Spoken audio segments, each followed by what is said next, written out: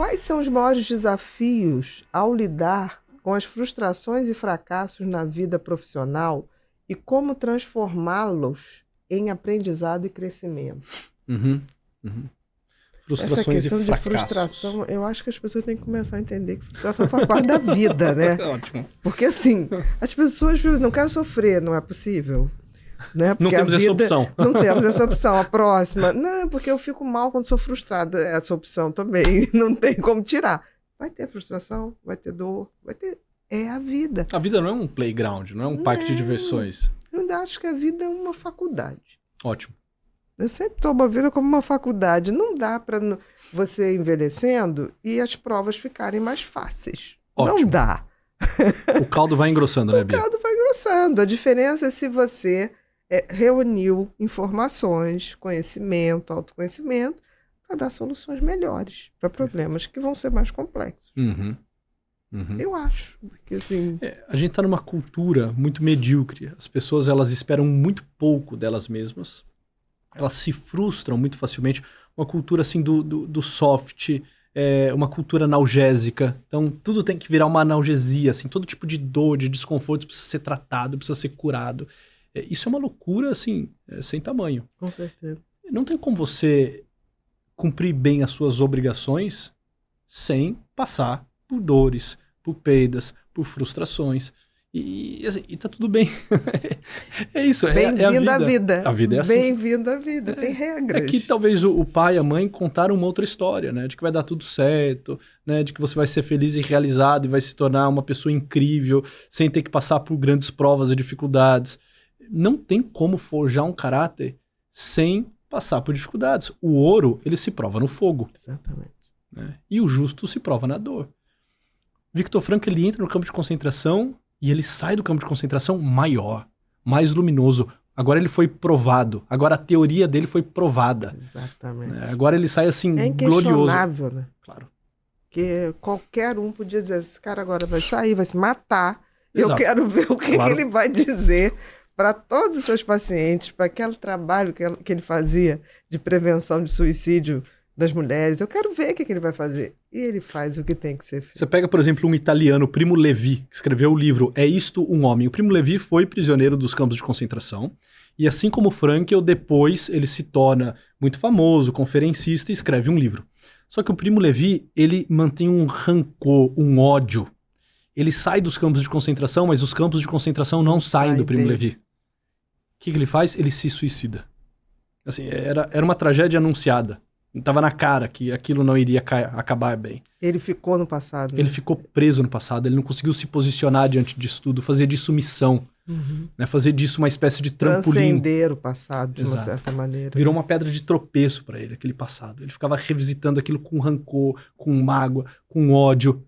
Victor Frankl não, ele aproveitou aquele passado para fazer disso um trampolim, não uma pedra de tropeço. Tipo, não vou mudá-lo, mas faz parte de mim e eu posso subir nisso. Claro, isso me fez maior, mais sensível à dor humana, isso me fez entender ainda mais sobre as tragédias que nos acometem, sobre essa atitude coletivista, sobre o fanatismo, sobre tantas realidades que agora eu pude ver, pude tocar, isso me faz mais gente. Sobre a manipulação de massa, Perfeito. Né? Porque ficou muito claro isso, e a gente está vivendo um momento atual no mundo que a gente tem que estar muito atento, porque começa a ter cheiro de guerra novamente, claro. E a gente tem que entender que cuidado para não entrar nesse bolo de manipulação, de divisões. Segue a sua trilha. Exatamente, independente de qualquer coisa. Olha, se eu pudesse recomendar algo para as pessoas que estão nos ouvindo, leiam o que Frankl escreve sobre o mal-estar da nossa época, sobre essas 4 atitudes que, assim, estão todas elas para estourar na nossa sociedade, que está um verdadeiro barril de pólvora. Atitude fanática, fatalista, coletivista e totalitarista. Porque esses são os sintomas sociais que aparecem quando um vazio existencial geral está se alastrando. Então, assim, as pessoas cada vez mais sabem menos o porquê vivem. E elas se tornam essas presas fáceis desses movimentos de massa, desse totalitarismo, desse fanatismo. A gente está vendo isso acontecer. É isso. A gente está vendo. É para preencher um vazio que não é preenchível. Perfeito. Por nada nem ninguém. O teu vazio é teu vazio. Exato. Você vai ter que preencher. Exatamente. Não tem como. Não adianta se tornar fanático nisso, no futebol, no partido. Não vai preencher. Não vai preencher. Não vai. E uma das formas de superar isso tudo, aí é um caminho individual que todos e cada um de nós devemos fazer, é começar a viver bem frustrações e fracassos. Entender que nós temos essa resiliência, que nós não somos tão frágeis, nós não somos tão fracos. Nós podemos mais do que nós imaginamos. A gente se subestima demais, né? E é tão bom quando você passa por uma dificuldade e olha e fala assim, caramba, se eu sobrevivi a isso, vai ser difícil me apagar. Tô de parabéns, né? Tô de parabéns. É aquela coisa de ter uma autoestima por si mesmo. Exato. Mas não é porque você, tô bonita, não, porque você é resiliente. Isso. Você foi posto à prova e nisso você cresceu. Uhum. Não fizeram você ser reduzido ao que os outros queriam que você se reduzisse. Tipo, se mata, vai lá, se mata. Isso, perfeito. Você não é nada mais que isso. Porque, exatamente. Você não é... Você tá fadada a essa miséria. Se destrói, se autodestrói, aí tudo bem. Perfeito. E vão bater palma, né? Frankl vai dizer no livro Em Busca de Sentido que os compêndios de medicina mentem. São mentirosos, porque lá estava dito, se eu não me engano, que uma pessoa não pode suportar mais do que tantos dias sem comida, que uma pessoa não conseguiria suportar uma temperatura negativa tal, porque senão teria uma hipotermia. Olha, vou ser bem sincero, esses compêndios mentem.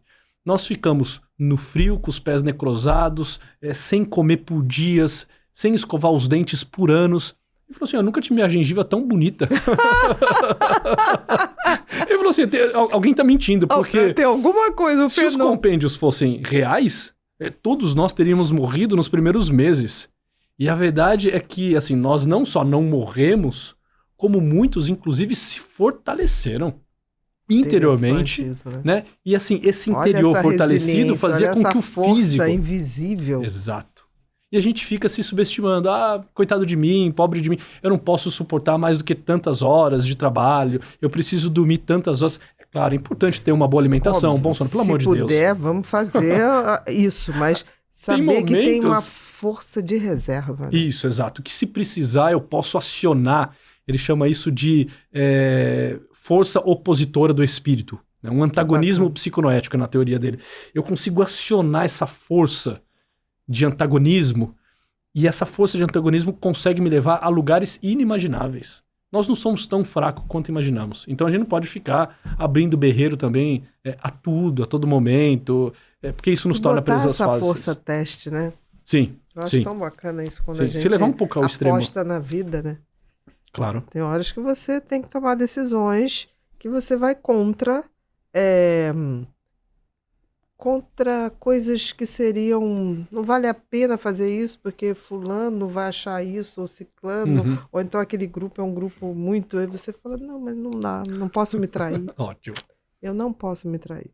E eu faço isso, assim, quando eu chego a dizer para alguém, fulano, eu não vou fazer isso porque eu tô me traindo. E a última vez que eu tive que falar isso, eu falei assim... Eu tenho tanta certeza que eu sou uma fração dessa força maior que as pessoas chamam de Deus, que se eu me trair, eu estou traindo a Ele. Então, assim, não me é possível fazer. Né? Então, eu acho que a gente tem muito medo de fazer isso. E eu acho que quando, por algum motivo que eu também não sei, quando a gente faz essas escolhas divinas ou um chamado, né, para não se trair, não trair a essência humana, que se ela deriva de uma divindade, ela é divina também. Eu acho que de alguma maneira a gente recebe uma força a mais. Não sei se dizer isso. Vem um auxílio sobrenatural. Eu acho. Eu já experimentei isso algumas vezes. Não muitas. Algumas. E que vem. Não tenho ideia. Eu só agradeço. Eu não questiono. É aquilo, né? Eu tô com o barquinho da minha existência na água, com os meus remos ativos e com a vela aberta. Eu tô cumprindo os meus deveres. Chega uma hora que vem um sopro e me leva. Já não é mais a força do meu braço. Não sou eu. É as velas que estavam abertas. Eu fiz o que eu podia e entendo ser o correto a fazer. Claro. Mas as pessoas têm medo. É impressionante. É impressionante. Tem uma hora que você tem que se jogar no abismo, não para cair nele, porque vai que você voa. Ótimo. Eu não tenho como voar de baixo. Vou me jogar, vai que eu vou. Vai que eu vou. Entendeu? E normalmente Pode o que acontecer. acontece com aqueles que são corajosos e estão dispostos a se lançar. Você imagina se o mundo fosse dos covardes? A gente não tinha chegado aqui. A gente não tinha feito nada. Dizem que o mundo é de Deus e ele empresta aos corajosos. Exatamente. Eu acredito São as pessoas nisso. que tomam a frente, que levam adiante. Nós ainda estaríamos, sei lá. Uhum. Estamos mal, mas assim, eu vejo flashes de coisas boas. Por exemplo, eu acho que a internet abriu uma coisa de uma massa silenciosa que a gente não sabia. Perfeito. De repente você vê pessoas falando de psicologia, de Viktor Frankl, de filosofia. Tem gente procurando. Aí as pessoas falam assim, mas isso ninguém vai querer. Quem disse? Se você não bota ali... Veja o teu trabalho, Bia. Se você não se lança, não paga o preço, não arrisca... Olha o tamanho da comunidade que você montou, o número de pessoas que assistem esses programas, que se beneficiam desses temas. Se eu tivesse lá covarde, mas o que vão pensar de mim? Mas e se eu cometer alguma gafe? Vai acontecer. Isso... natural, claro que vai, é evidente. Vai acontecer. Claro. E se acontecer, aconteceu. Né? Exatamente. No caminho a gente vai se corrigindo, né? Se expor sempre estar um pouco vulnerável e sujeito a errar, mas paciência. É isso. Né? Só erra também quem está tentando. Sempre, né? Uhum. Tem os críticos são ótimos, mas Perfeito. Eles não realizam nada. Uhum. E fica o que você realizou. Claro. Você não é uma teoria, você fica o legado do que você fez. Exatamente. Não adianta ter escrito, se você não praticou, aquilo vai virar fogueira. Uhum. Vai ser papel para fogueira. Sim. Eu sempre digo isso. Eu vendo a formação dos psicólogos no Brasil, me incomodei e em algum momento eu resolvi abrir então essa pós-graduação. Mas, claro, no início eu tinha muito receio, será que vai dar certo? A gente fez uma parceria com uma universidade, tinha que montar uma grande equipe, tinha que submeter tudo isso ao MEC, será que os alunos vão vir? Será que a gente vai ter pelo menos meia dúzia de alunos interessados? Hoje é a maior pós-graduação de logoterapia do mundo. Olha que maravilha. Hoje nós temos ativos 700 alunos, quase 1.000 alunos já se formaram nessa pós-graduação. A gente está montando uma próxima turma que começa em fevereiro. Tivemos dentro do processo seletivo mais de 3.500 pessoas no processo seletivo. A gente vai tirar desses 3.500 uns 330, que é a turma de número 5. No primeiro momento eu estava imaginando que teríamos 10, 12 pessoas. Demanda do que vocês estão capacitados para absorver. Claro, então, claro. Existe uma massa silenciosa que clama por um conhecimento que você está apto a dar. Perfeito. Você pode nunca conhecer essa massa, uhum. mas de alguma maneira você vai tocar a vida deles. Isso. E isso é divino, sabe? Você encontrar uma pessoa na rua que fala, você me ajudou. Eu falo, jura? Não, você me ajudou, você não sabe a importância. Eu nunca poderia imaginar, olha a potência do que se tornou uma internet bem usada. Isso. Bem usada. Porque a pessoa não chega para mim e fala, olha, eu estou usando a roupa que você usa. Não, você salvou meu casamento. Uau. E eu falo assim, mas tá bom agora? Melhorou muito. Que delícia. Sabe? Isso é a glória da vida. Agora, imagina se você tivesse feito muita conta, tivesse se poupado, você se lançou e aí você descobriu que você pode voar. Exatamente. E na internet, de alguma forma, você tá voando, né? Nem surfando, vai voando. Vai chegando em lugares que nem imagina. Mas as pessoas sempre... aquela coisa, será que vai? Será que não vai? Não é melhor você arrumar um patrocinador? Eu não posso querer começar uma coisa, ter um patrocínio de uma pessoa que não sabe nem o que vai dar, porque nem eu sei o que vai dar. Eu tenho que correr esse risco. Ótimo. Não tem jeito, senão você não aprende. Você correr risco pelo outro, nem aprendizado fica. Uhum. Então, Ótimo. a gente tem que fazer. Olá, queridos. Estou passando aqui rapidinho para avisar vocês que a nossa Black Week já começou. Convido você agora para clicar no link abaixo e dar o primeiro passo nessa jornada importante de conhecimento e autocuidado.